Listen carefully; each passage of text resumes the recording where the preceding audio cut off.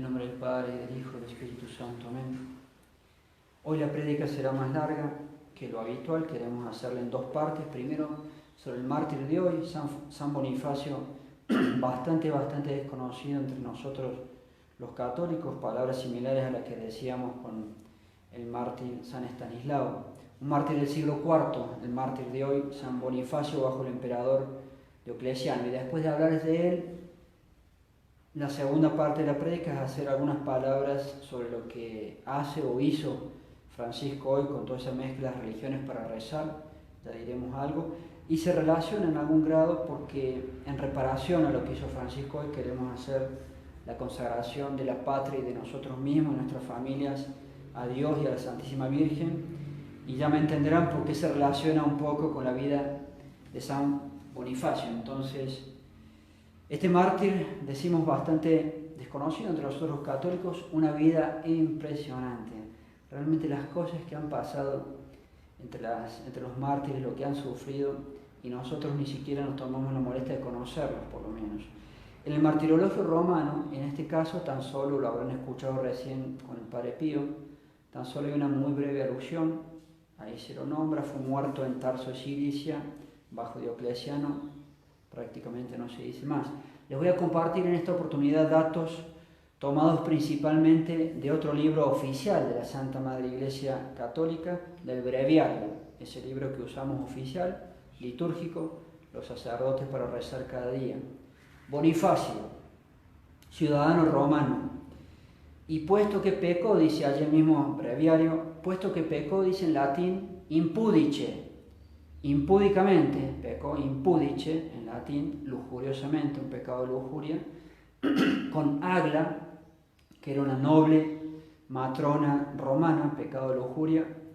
Si bien, dice la historia, se terminaron casando, pecaron primero, después se terminaron casando, pero aún así vivían, dice la historia, un matrimonio viciosamente, es decir, un matrimonio pecando dentro del matrimonio también. Habían pecado antes, se casan y siguen pecando después del matrimonio, como tristísimamente pasa muchas veces entre nosotros los católicos. A veces uno dice, al final de cuentas no están bien con Dios nunca. Antes porque H y después porque B, pero ni antes ni después del matrimonio están bien con Dios. Se pecaba antes, se casan y siguen pecando después. Tristísima la realidad de tantos católicos, así somos. Viene bien para el mundo de hoy. Seguían pecando entonces después de haberse casado, un matrimonio vicioso, con pecados, al punto, dice la historia, que de católicos tenían solamente el nombre. ¿A cuántos de nosotros también se puede aplicar? Al pecado de solteros. Por el solo hecho de permitirse pecados de lujuria, el soltero tiene que tener la máxima castidad, tiene que llegar virgen hasta el matrimonio, tanto la mujer como el hombre, ambos, las cosas como son, ambos deben llegar vírgenes al matrimonio. Y después está el pecado de los casados, ya diremos algo más. A ellos les tocaba tanto uno como otro.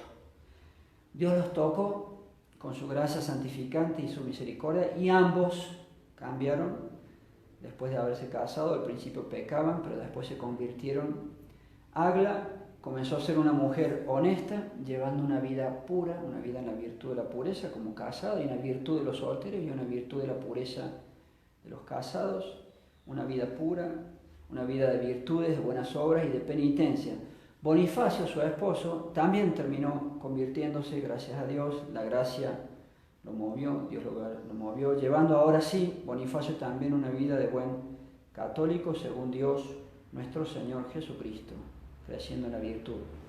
Bonifacio, estando de viaje más adelante por el oriente, ante el mencionado pecado de intemperancia, de lujuria, el pecado impúdico con Agla, el recuerdo de ello mientras estaba en el viaje le causó tanto dolor que, a modo de reparación de ese pecado que había cometido antes, ya lejos de Roma, haciendo ese viaje, se puso a enterrar los cuerpos de los mártires,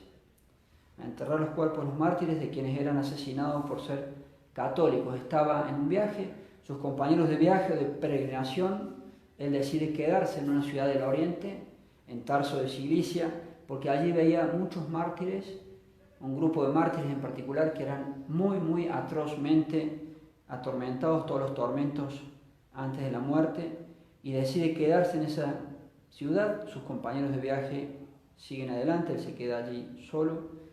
Y frente a los tormentos de estos cristianos, unos en particular que sufrían horribles tormentos, él, dice el breviario romano, les besaba las cadenas. Les besaba las cadenas y los exhortaba vehementemente para que soportaran con constancia los suplicios, porque en breve, si los soportaban, tendrían el premio de la gloria eterna. Arrestado por esta causa, primero le arrancaron y le desgarraron las carnes con esos garfios de hierro que usaban los romanos para hacer este tormento. Segundo, le clavaron con cañas agudas, incrustándoselas entre la piel y la uña. Imagínense, eso es muy sensible. El dolor, no son, a varios mártires les han hecho estos suplicios los romanos. Tercero, le arrojaron plomo derretido, imagínense un metal derretido, plomo derretido adentro de la boca. Y en medio de los tormentos, dice el breviario romano, nuestro libro de oraciones de los sacerdotes, solo se oía de su boca esta voz: Gracias tibi hago, Domine Iesu Christe, Filii Dei. Te doy gracias, Señor Jesucristo, Hijo de Dios. Solamente se oía eso, es lo único que decía en medio de los tormentos. Cuarto, lo arrojaron, escuchen esto, lo arrojaron dentro de una olla gigante de pez hirviendo, pez o brea o alquitrán, como le digan aquí en Colombia, alquitrán hirviendo. Y no solamente lo meten en una olla gigante, sino que lo meten cabeza abajo, para que lo primero que entre en eso hirviendo sea su cabeza. Y, milagro de Dios, sale ileso, ¿se imaginan ello? Quinto, al salir ileso de esa olla de pez hirviendo, de brea, de alquitrán, el juez que lo condenaba toma furia, se entra en ira, en cólera, y por su furia finalmente ordena que sin más le corten la cabeza con el hacha. Allí termina su vida, pero en ese momento que lo matan, sexto milagro, si quieren, un sexto punto a recalcar, vino un gran terremoto sobre la ciudad, Tarso de Cilicia, de modo tal que por el temor de ese terremoto y por los hechos causados con él, muchos paganos, de esos romanos de la época, 500, se convirtieron a Dios nuestro Señor Jesucristo. De ellos, de estos que se convirtieron por ese motivo, algunos dieron servicio a los restos mortales del mártir, al cuerpo sin vida, poniéndole ungüentos y envolviéndolo con lienzos. Y finalmente lo llevaron a Roma. Había muerto en el oriente, su esposa estaba en Roma, Agla. Lo llevaron a Roma y Agla, aún antes de esto, ya se enteró de los hechos a través de un ángel. Un ángel le dijo a su esposa allí en Roma lo ocurrido y que iba a llegar su cuerpo. Ella determinó construir una iglesia, eran gente noble, y a su nombre, y allí lo enterró. Allí termina la vida de este santo también impresionante, que merece, digamos así, ser recordado por nosotros los católicos. Pero volviendo ahora para atrás y relacionando con el segundo punto de la prédica, después de ese pecado impudice, dice en latín, impúdico o impúdicamente, de Bonifacio y Agla, pecaron de solteros, se casan y siguen pecando de casados. A los solteros, ya lo dijimos y lo repetimos, se les exige la total castidad, la total virtud de la pureza, llegar al matrimonio virgen como corresponde, como siempre fue y como tiene que volver a ser. Tanto el hombre como la mujer, ambos deben llegar vírgenes al matrimonio. Después están tristísimamente los pecados de los casados, la santidad de la vida íntima matrimonial arruinada, llena de cosas feas muchas veces, que manchan la santidad y la pureza del matrimonio. Y entre ellos, sin duda, y como corresponde, la anticoncepción, lo voy a decir, la maldita planificación. Hoy al final de la misa, decíamos, Francisco ha hecho o está haciendo una oración de mezcla de todas las religiones, como si el catolicismo no es la única religión verdadera. La excusa es el coronavirus, está muy bien rezar para no enfermarse el coronavirus, pero detrás de esa excusa buena hace el daño Francisco con mezcla de las religiones, como si diera lo mismo las religiones, como si diera lo mismo Dios, nuestro Señor Jesucristo, con religiones que por supuesto jamás aceptan que Cristo sea Dios como realmente es Dios. Un budista jamás va a decir que Cristo es Dios, un maometano menos, nos corta la garganta, un judío menos va a decir que Cristo es Dios. Esos son los insultos de Francisco que se presenta como Papa. Entonces, para contrarrestar ese acto de Francisco, ahí se relaciona con estos pecados del matrimonio y de solteros que Bonifacio y Agla tristemente también hicieron, después cambiaron.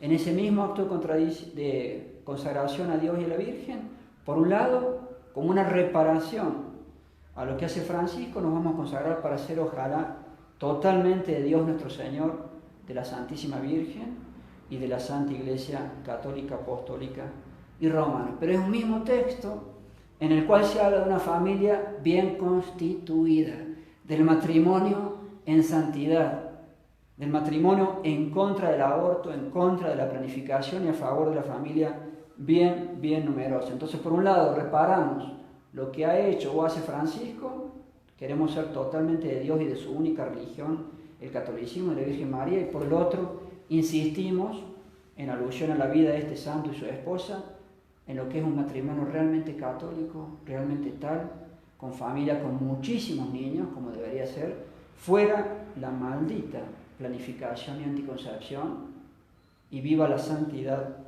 matrimonial. Entonces, allí tenemos dos aspectos que valen la pena insistir y dos aspectos sobre los que vale la pena hacer un acto de fe y una consagración a la Virgen y por lo tanto también a su Hijo Dios, nuestro Señor Jesucristo. Ave María Purísima, sin pecado concebida, María Santísima. en nombre del Padre y del Hijo y del Espíritu Santo. Amén.